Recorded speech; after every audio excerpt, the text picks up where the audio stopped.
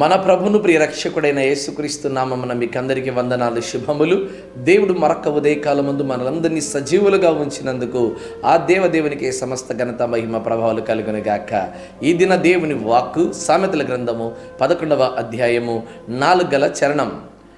నీతి మరణం నుండి రక్షించును. ప్రిదోన్ బిడ్డలారా, దేవుని వాక్కు తెలియజేస్తూ ఉంది. ఈరోజు దేవుని మాటగా ఈరోజు తప్పకుండా విశ్వాసం ఉంచండి. దేవుడు రక్షించుడివాడు. అందుకే కదా యేసు అంటే అర్థం ఏంటి తెలుసా? రక్షకుడు అని. ఇదిగో తన ప్రజలను వారి పాపముల నుండి రక్షించడకే యేసుక్రీస్తు ప్రభువారు ఈ లోకానికి వచ్చారు. తప్పకుండా ఇది నమ్ము. దేవుడు రక్షించడానికి మాత్రమే వచ్చాడు. నశించిన దాని వెదకి రక్షించడానికి లోకానికి వచ్చాడు కదా ప్రభువారు.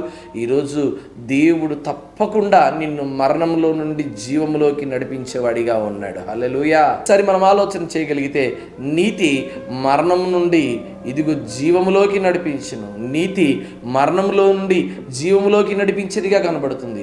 యోబు గారి జీవితంలో ఆలోచన చేస్తే ఆయన నీతి తన భార్య కూడా ఓర్చలేనిదిగా కనబడుతుంది. ఆ తన భార్య వచ్చి అంటుంది, ఇంకా నీవు నీ యథార్థతను వదులుకోవా? ఇప్పటికీ నీ యథార్థత ఇలాగే ఉంటుందా?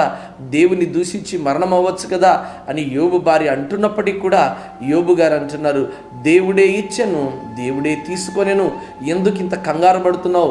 ఎందుకు ఇంత గాబరపడుతున్నావు? దేవునికి సమస్తము ఎరుకైనటువంటి వాడు, దేవుడు సమస్తమును మేలు చేసేవాడిగా ఉన్నాడు, ఎందుకు ఇంత ఆందోళన పడుతున్నావు అని చెప్పి యోబు గారే తన భార్యకు చెప్తా ఉంటున్నాడు. ప్రిదోన్ బిడ్డలారా, దేవుడు తన బిడ్డను తీసుకెళ్ళిన, ఆస్తిని తీసేసిన, అంతస్తంతా పోయిన, పేరు పోయిన, రోగం వచ్చినప్పటికి కూడా ఆయన జీవితంలో యథార్థతను మాత్రం వదిలిపెట్టలేదు, నీతిని మాత్రం వదిలిపెట్టలేదు. అందుకే ఊజు దేశంలో ఆయన నీతిమంతుడిగా, యథార్థవంతుడిగా, చెడుతనం విసర్జించిన వాడిగా కనబడుతున్నాడు. ఆయన నీతిమంతుడండి. అందుకే ఆయనకున్నటువంటి ఆ జబ్బు, ఆ రోగం ఏదైతే ఉందో దాన్ని బట్టి తన స్నేహితులు అనుకున్నారు, నీవు మరణమైపోతున్నావు. తన భార్య అంటుంది, నువ్వు చనిపోతున్నావు, ఒకవేళ చనిపోకపోతే మరలా దేవుని దూషించి మరణమైపోవు అని అంటుంది. అయినప్పటికీ కూడా యోబు తన యథార్థతను కానీ తన నీతిని కానీ ఎక్కడ కూడా విసర్జించలేదండి. దేవుని దూషించడం కానీ ఎక్కడ కూడా యోబు గారు తన యథార్థతను పోగొట్టుకోలేదు. యోబు గారు యథార్థంగా ఉన్నారు కాబట్టే ఆయన నీతి మరణం నుండి తప్పించింది. దేవునికి స్తోత్రాలు కలుగును గాక. ఈరోజు నీ నీతి ఎలా ఉంది? నువ్వు భూమి మీద నీతిమంతుడిగా పిలువబడుతున్నావా?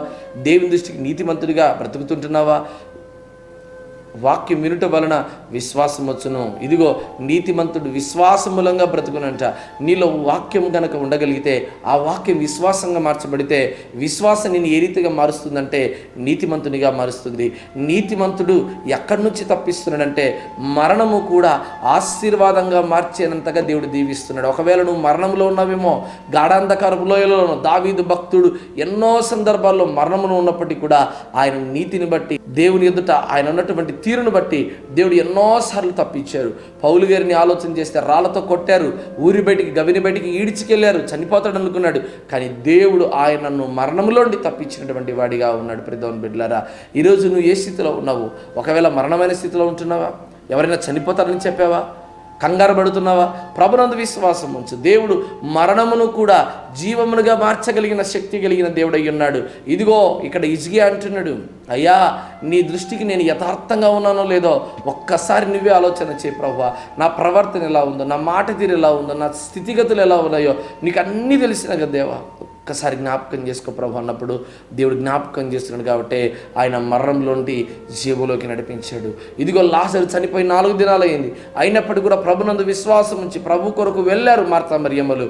ఎప్పుడైతే ప్రభు వచ్చారో ఇదిగో మునుపు చూసిన దానికంటే ఒక గొప్ప ఆశ్చర్య కార్యము అక్కడ జరిగించగా అనేక మంది ప్రభు వైపు తిరిగారు. దేవుని బిడ్డలారా, ఈరోజు నీ జీవితంలో నీతి కనుక ఉండగలిగితే, ఆ నీతి దేవుని ఎదుట యథార్థంగా కనుక కనబడగలిగితే మరణమును కూడా దేవుడు జీవముగా మార్చి నిన్ను సంపూర్ణంగా ఆశీర్వదించునుగాక. ఆమెన్.